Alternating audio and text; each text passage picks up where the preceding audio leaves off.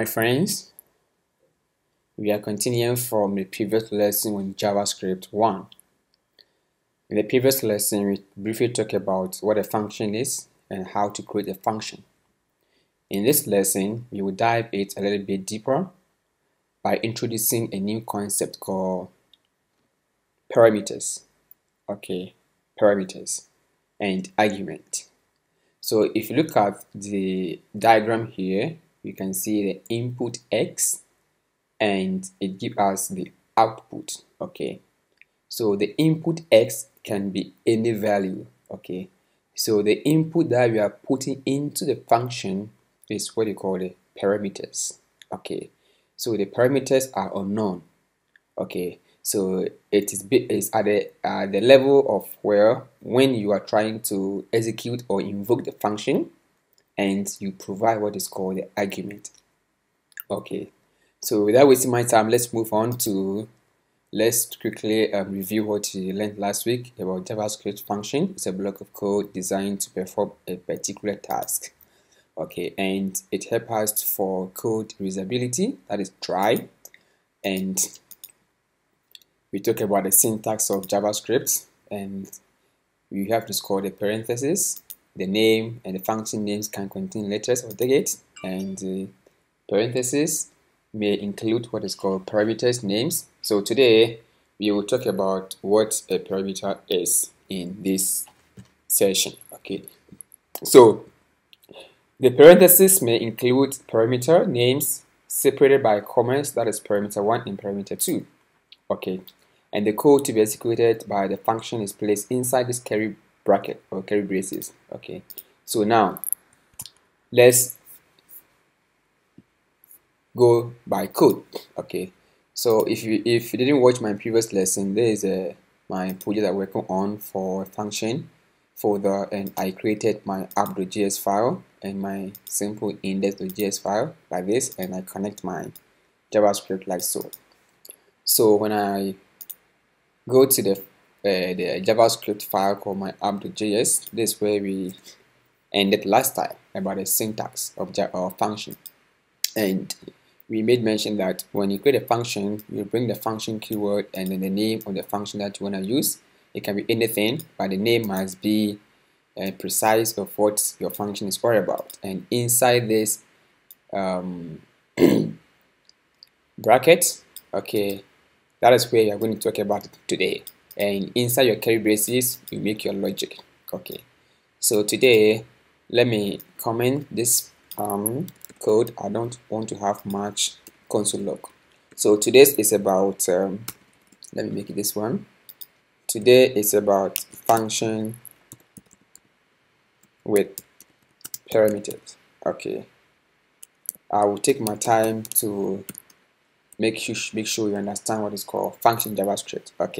So this function is all about add two numbers. So I can say add two numbers.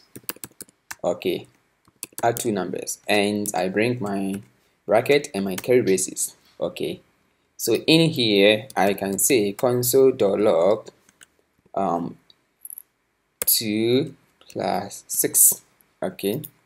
So when I say add two numbers and I call it like this, so by default it always gives me what? 8. So this kind of function is what you call static. We cannot do anything with this function. All what this function is doing is that it just add two numbers, and we cannot change these values. You understand? We cannot change this value. Anytime you call this function, it will just add what? These two numbers. So to make this function flexible, and flexible means that we can use any two numbers of this to add the numbers together. That is why parameters comes in. So I can say that parameter, let me give you a simple note here, parameter are values or values that we pass into our function to make it flexible or dynamic. dynamic, okay, like so. So here, let's say that, so I can see that parameter name can be any variable name. Okay, so I can say that, wow, I can say here must be a, like so. So when you provide this a, what it means that at the point of calling this function, you need to provide a value. Okay, and this a can be anything. It can be a string, it can be a boolean, it can be a number.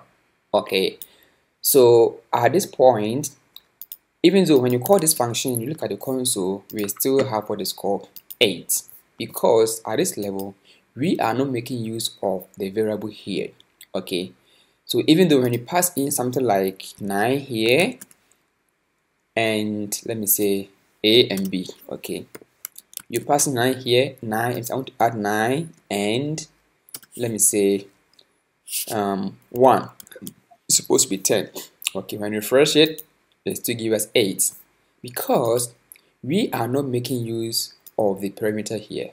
So let me give you another tip of parameter. Okay, so here parameter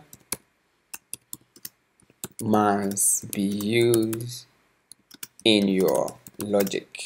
Okay, so I told you that where do you make the logic? You make logic inside this curly braces. Okay, so instead of this, just started this one, I can just say a. Okay, a. This a represents the first value. Okay, the first value. So when you console.log, you call the function. Okay, for them, let me delete one number here. Let me delete it here to prevent confusion and provide. So remember, anytime you provide a parameter, you are calling it, you need to provide is called the argument. So arguments are the values you pass into the function when we are calling it. Okay, so let me make this one argument. Okay, so I can see that these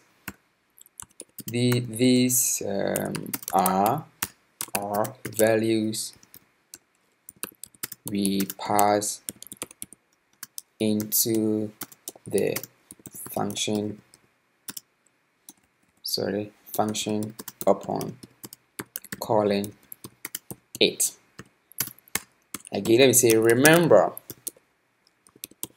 the parameter or parameters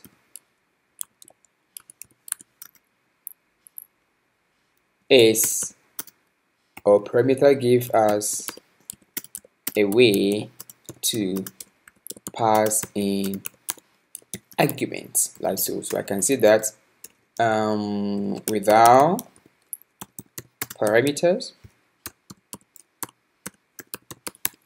we cannot use arguments. Okay, like so. So now because we are able to provide a parameter here and just console log it here, it means that when you're calling it, you need to provide the argument. Okay, so now even when you hover your mouse to the function that we created, you can see here that inside here we can see it has some IntelliSense. The function is called add two numbers, and the first is what? A value a, and the value can be what? Anything. So we can provide 7. So what will happen? So this 7 represents what? A, and this a is what? Is doing what? Just console log into the console. So let's see. We go to the browser and refresh it. We can see we have 7 because we are telling us that when you provide in the argument based on a parameter, we are just console log it to the console. So now this value is dynamic, so we can provide 90 and go to the browser, refresh it, and we see 90.